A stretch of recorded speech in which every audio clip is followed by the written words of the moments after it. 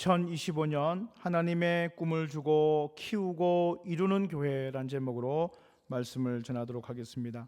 제가 앞서 비전 나눔 시간에 말씀을 드렸던 것처럼 이번 신년 특별 새벽 기도회와 올해 주시는 하나님의 말씀은 하나님의 꿈을 주고 키우고 이루는 교회이고 또 스가랴 4장 6절에서 7절의 말씀입니다. 기도를 하면서 우리 교회에 정말 필요한 것이 무엇인가, 또 우리 교회가 앞으로 나가야 될 방향이 어디에 있는가, 하나님께서 이 교회와 함께 하신다면 하나님은 지금 큰 꿈 교회에게 무엇을 말씀하실까, 이것을 깊이 고민하면서 이 스가랴의 말씀을 받았습니다. 스가랴의 말씀을 우리가 좀 더 이해하기 위해서는 이 스가랴서의 배경을 좀 살펴볼 필요가 있습니다. 스가랴는 포로기한 시기 BC 538년 바사왕 고레스가 포로귀환의 허가의 칙령을 반포한 이후에 쓰여졌던 선지서가 3개가 있습니다. 첫 번째 학개, 두 번째가 스가랴, 마지막 말라기입니다. 이 스가랴는요, 학개와 말라기 그 중간에 있는 책인데요, 그 중간 시기를 기록한 책인데 그 스가랴의 기록 연도가요 약 한 40-50년에 걸쳐서 쓰여졌습니다. 그러니까 학개나 말라기가 특정한 사건이나 어떤 구체적인 상황을 가지고 기록한 것이라면 이 스가랴서의 특징은요, 예언서에 가깝습니다. 예언과 묵시 문학의 형태를 띠고 있다는 점이 다른 부분들과 틀리다라는 것이죠. 스가랴서의 내용은요, 1장부터 8장까지는 스가랴 선지자가 하나님으로부터 받은 환상을 이야기하고 있고요, 9장부터 11장까지는 메시아의 도래에 대한 기대감을 가지고 있습니다. 12장부터 14장까지가 메시아 순환과 세상의 끝날 사건을 예언하고 있는 것이 이 스가랴서의 전체적인 내용입니다. 그러니까 스가랴서는 전반적으로 환상과 묵시와 예언이 굉장히 많이 들어와 있어서 이것을 해석하고 강의하는 것이 무척이나 힘든 부분도 있습니다. 당시 시대적인 배경은요, 북이스라엘이 BC 722년경에 아수르에 의해서 멸망을 해버렸습니다. 그러니까 이스라엘이라는 나라가 있지 않습니까? 고대 이스라엘이라는 나라가 있습니다. 나라가 두둥강이 났어요. 솔로몬의 아들 르호보암이 어리석어서 북이스라엘과 남유다로 나라가 분단이 됐습니다. 마치 우리나라처럼 이렇게 분단됐죠. 북이스라엘은요, 한 명의 왕도 하나님을 섬기는 왕이 없었습니다. 다 우상 숭배하는 왕밖에 없었어요. 그러다 보니까 722년에 아수르에 의해서 처참하게 멸망해 버립니다. 약 한 130년을 더 유지한 남유다도요, 하나님을 섬기는 왕도 있었고 그렇지 않는 왕도 있었고, 이게 좀 교차로 이렇게 왕이 들어섰습니다. 그러다 보니까 한 130년 정도 더 유지를 했지만 마지막에는 바벨론에 의해서 남유다 또한 아주 처참하게 모든 것이 파괴되고 멸망을 해버리게 됩니다. 근데 바벨론이라는 나라는 그 점령한 나라의 백성들을 자기 나라 본국으로 데리고 가는 포로로 삼아가 버리는 정책을 폈어요. 그러니까 남유다에 있는 사람들이, 많은 사람들이, 엄청난 사람들이 왕이든 귀족이든 평민이든 전부 다 포로가 되어서 수십만 명의 사람들이 바벨론, 지금의 페르시아, 지금의 이란, 이라크 지역으로 다 포로로 잡혀가 가지고 거기서 살게 되었습니다. 그런데 예레미야 선지자가 약속한 대로 70년이라는 시간이 딱 되니까요, 하나님께서 이미 예레미야 선지자를 통해서 70년이 차면 너희들이 다시 예루살렘으로 돌아올 것이다 라는 예언의 말씀을 주셨고요, 그 70년이 딱 되니까 이 포로 기간이 일어나기 시작하는 거예요. 그 당시 왕이었던 고레스 왕이 이 백성들이 다시 예루살렘으로 가서 성전을 짓는 것을 내가 허락하겠다라는 칙령을 반포하게 됩니다. 그 칙령에 따라서 이스라엘 백성들이 포로 귀환을 하게 되는데요, 어마어마한 숫자가 귀환을 하다 보니까 한 번에 못하고 1차, 2차, 3차에서 귀환을 하게 됩니다. 1차 귀환할 때는요, 이 스룹바벨이라는 사람이 총독이 되어서 이 백성들을 이끌고 예루살렘으로 들어오게 되고요. 그 다음에 2차 기한 때는요, 우리가 지난번에 봤던 에스라에 의해서, 그리고 학사 에스라에 의해서 돌아오게 되고요. 세 번째 귀환은요, 느헤미야에 의해서 돌아오게 됩니다. 그것을 우리가 성경에 보면 에스라서가 있고요, 느헤미야서가 있는 것이죠. 그렇게 1차, 2차, 3차 세 번에 걸쳐서 포로 생활하고 있던 이스라엘 백성들이 예루살렘으로 돌아오게 됩니다. 1차 스룹바벨에 의해서 예루살렘으로 돌아온 이 백성들에게는요, 목적이 있었습니다. 돌아온 이유가 있었어요. 그것이 무엇이냐? 바벨론에 의해서 처참하게 무너져버린 하나님의 성전을 다시 건축하는 사명을 가지고 돌아왔습니다. 그래서 하나님의 성전을 다시 건축하려고 하는데, 처음에 정말 마음을 모아서 정말 힘을 다해서 하나님의 성전을 건축을 하기 시작했습니다. 그래서 주춧돌을 놓았어요. 성전에 주춧돌을 놓았습니다. 이 주춧돌을 놓는 것이 얼마나 중요한 작업입니까? 성전의 첫 번째 돌을 넣는 작업이니까 이 돌의 규모와 이 돌의 방향과 이 돌의 크기에 따라서 성전의 규모가 다 달라지는 것이죠. 첫 번째 돌을 낳는 순간 얼마나 감격했는지, 하나님의 성전을 우리가 다시 짓게 되는구나, 하나님의 성전을 우리가 다시 건축하게 되는구나, 그 기대감을 가지고 이스라엘 백성들이 정말로 감격하면서 첫 번째 돌을 넣는 장면들이 나와요. 그런데 이스라엘 백성들이 다시 돌아온다? 여러분, 지금 이스라엘 지역에요, 왜 저렇게 끊임없이 분쟁이 일어나는 줄 아십니까? 여러분, 지금 이스라엘 지역에 끊임없이 분쟁이 일어나는 이유는요, 이스라엘이라는 나라가 지도상에 완전히 사라져 버립니다. 그런데 근대에 들어서 1900년대에 들어서 이스라엘이 다시 회복이 돼요. 영국의 식민지로 있던 나라들 중에서 영국이 약속합니다. 이스라엘 사람들한테 너희들이 이렇게 전쟁에 협조를 하면 내가 이스라엘 너희들 땅을 회복시켜 줄게. 그래가지고 회복시켜서 그 땅을 이스라엘 백성들에게 줘버립니다. 많은 세계에 흩어져 있던, 디아스포라로 흩어져 있던 유대인들이 그 땅으로 다시 몰려들어요. 근데 그 땅에는 이미 누가 살고 있어요? 이미 팔레스타인 사람들이 살고 있던 땅이었어요. 이미 팔레스타인 사람들이 살고 있는 그 땅에 유대인들이 그냥 들어온 거예요. 영국과 합의를 했다는 이유 하나만으로. 2차 대전 때. 그러니까 이 팔레스타인 사람들이, 이스라엘 사람들, 유대인들이 막 몰려드니까 그들이 점점점 몰려가지고 어디로 들어가게 되냐면은 지금 그 분쟁지는 가자지구, 그죠? 그 다음에 수안 지역입니까? 그 지역에 몰리게 된 거예요. 그러니까 그 지역은 이스라엘 땅이지만 이스라엘과 종교가 완전히 다른 땅이에요. 그러니까 거기서 끊임없이 지금까지 전쟁이 일어나는 거예요. 당시도 마찬가지였습니다. 이스라엘 사람들이 바벨론으로 갔어요. 바벨론으로 갔는데 포로 기한을 하면서 들어왔어요. 그러니까 그 땅에는 이미 살고 있는 사람들이 있었던 거예요. 근데 이 사람들이 다시 돌아와가지고 성전을 건축한다? 여러분, 성전을 건축한다는 것은 당시에 그냥 종교 하나가 선다는 것이 아니라 정부가 하나 서는 거나 마찬가지였습니다.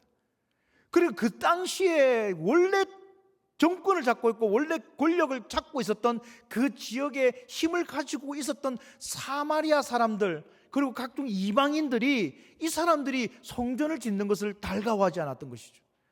그래서 성전 짓는 걸 방해합니다. 너희들이 뭔데 이제 와서 성전 짓는다고 그래?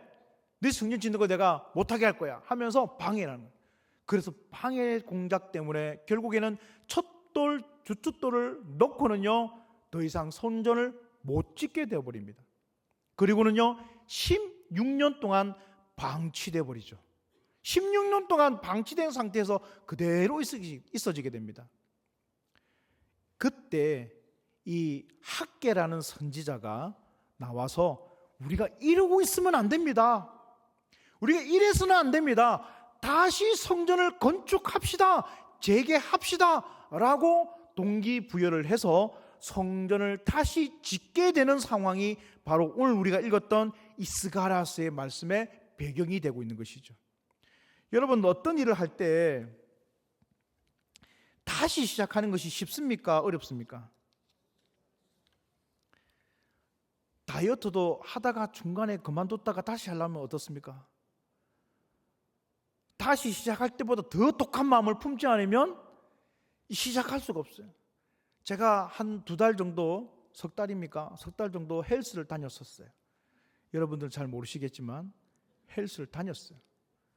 별 표는 없지만 했어요, 사실. 근데 이제 왜 중단했는지 모르지만 가기 싫더라고. 힘들더라고. 그래서 중단했어요. 이제 다시 시작해야 되는데 다시 시작하기가 죽기보다 힘든 거라. 이거 어떻게 다시 시작할 수 있어?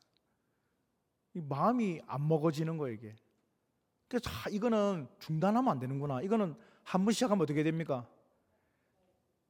한 번 시작하면 내 살이 죽든 내가 죽든 둘 중에 한 명 죽을 때까지는 해야 되는 거라. 그런데 그게 안 되는 거야. 그게 안 돼. 진짜 힘들어요. 너무너무 힘들어요.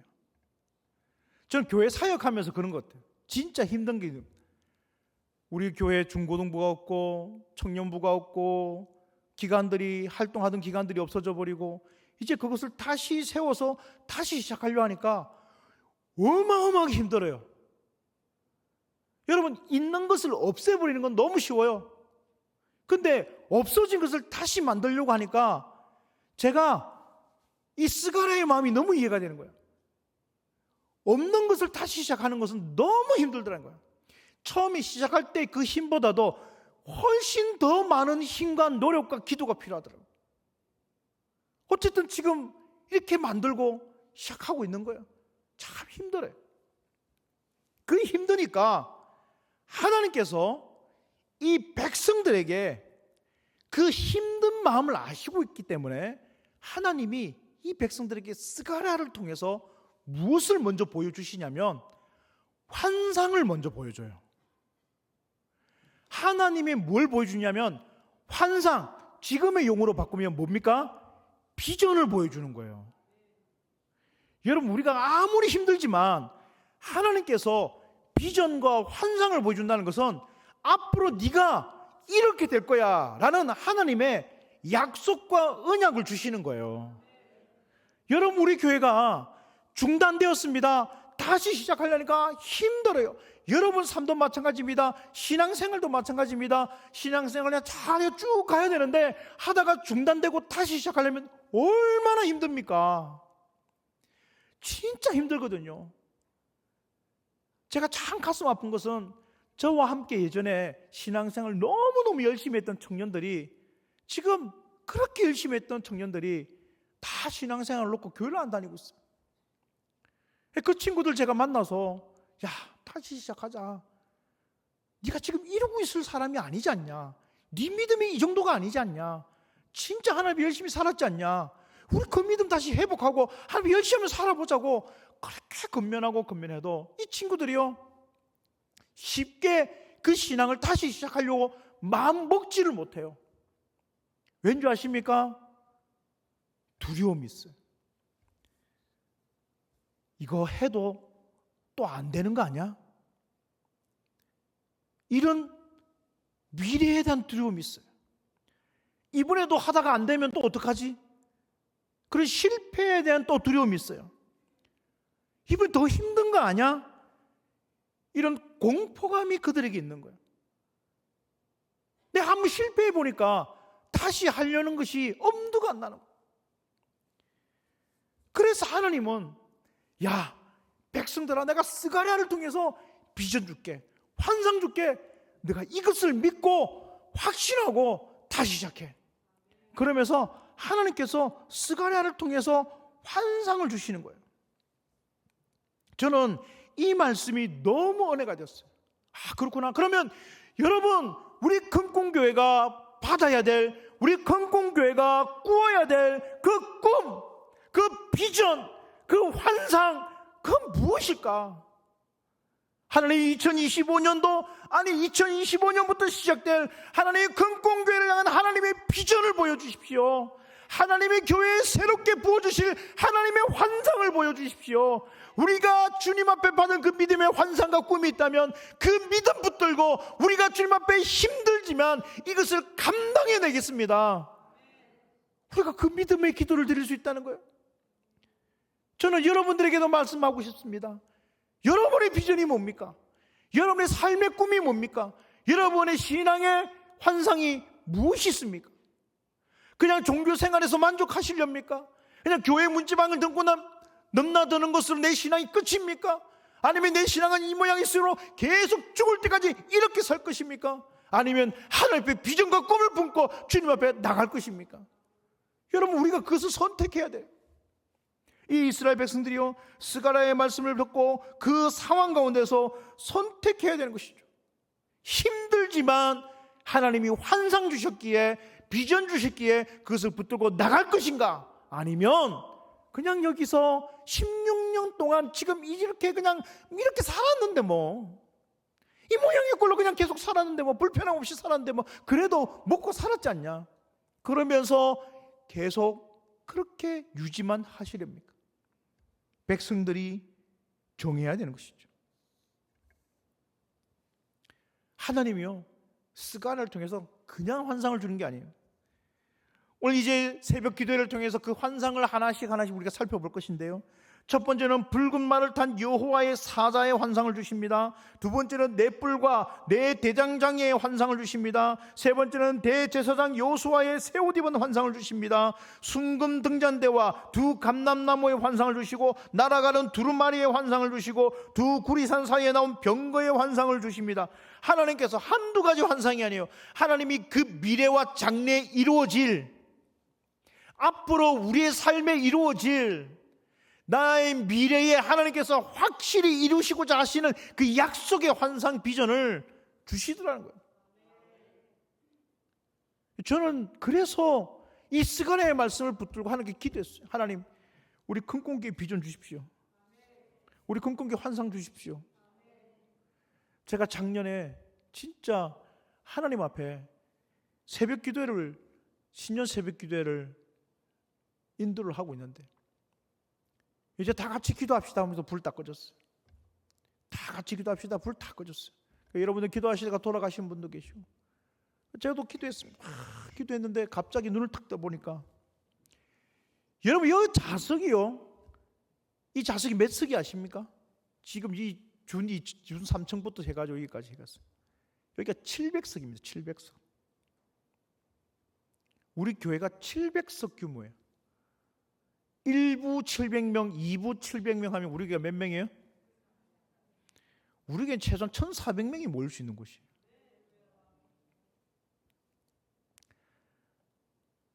안 믿으시네.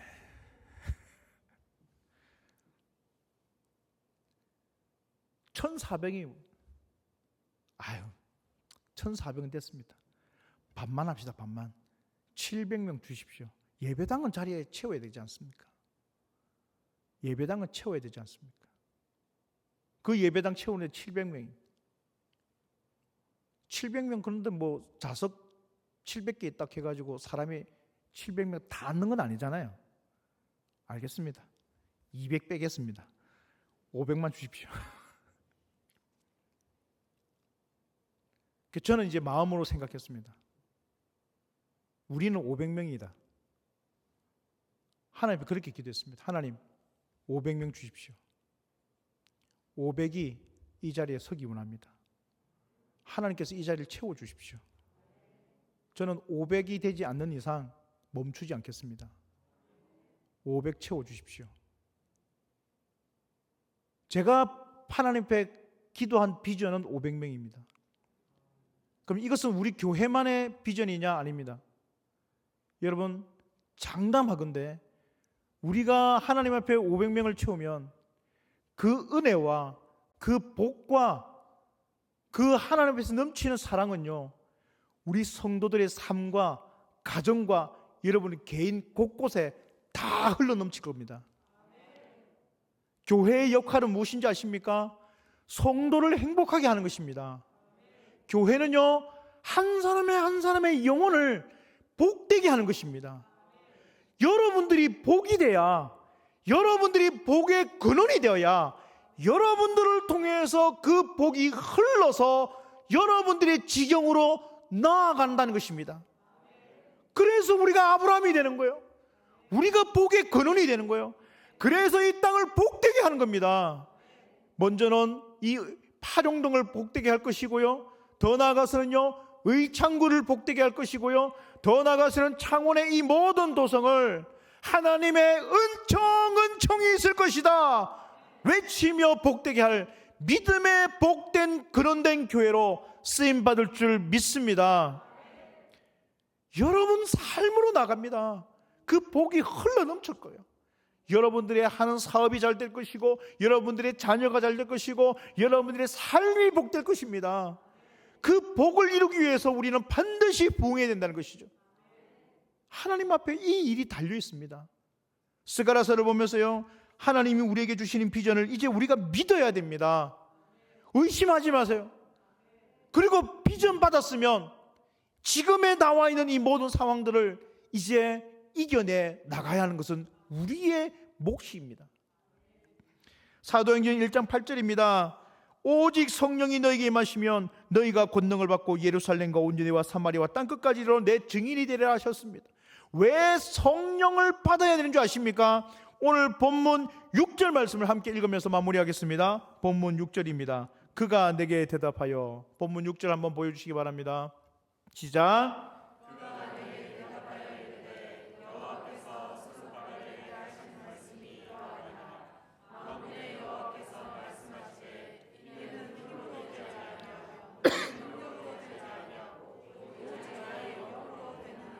아멘.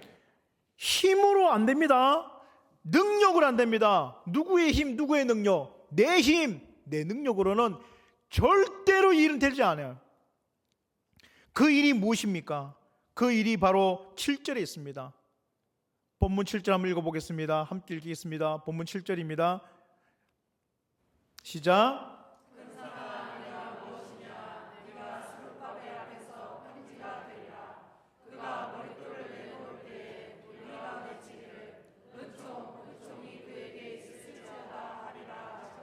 아멘. 여러분, 우리 앞에 여전히 큰 산이 있습니다. 움직여질 것 같지 않은 저 엄청난 큰 산들, 여러분의 삶에도 큰 산이 있지 않습니까? 내 인생을 가로막고 있는 수많은 큰 산들이 켜켜이 있단 말입니다.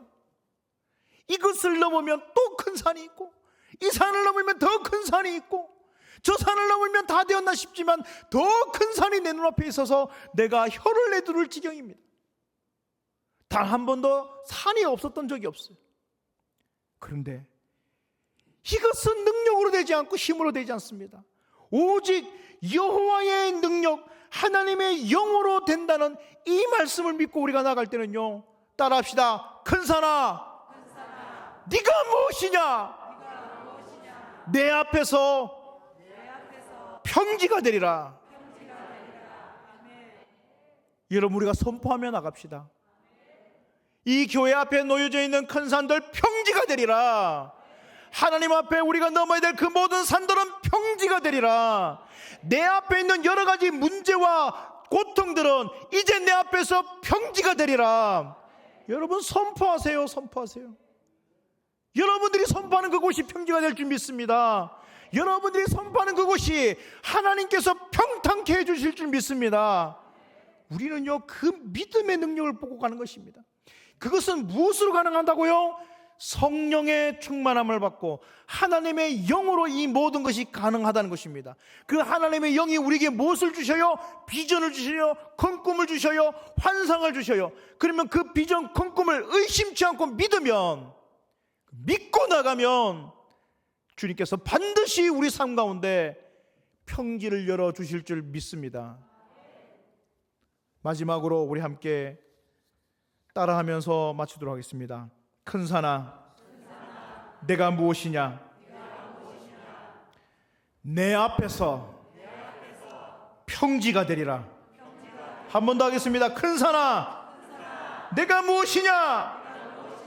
내 앞에서 평지가 되리라. 여러분들 기도하실 때요, 이 말씀 믿고 선포하세요. 내가 감당하지 못할 여러분들의 큰 산들 이제 평지로 선포하세요. 그것이 평탄케 될 줄 믿습니다. 그 일을 위해서 예수 그리스도께서 우리에게 임재하셨습니다. 성령으로 임재하셨습니다.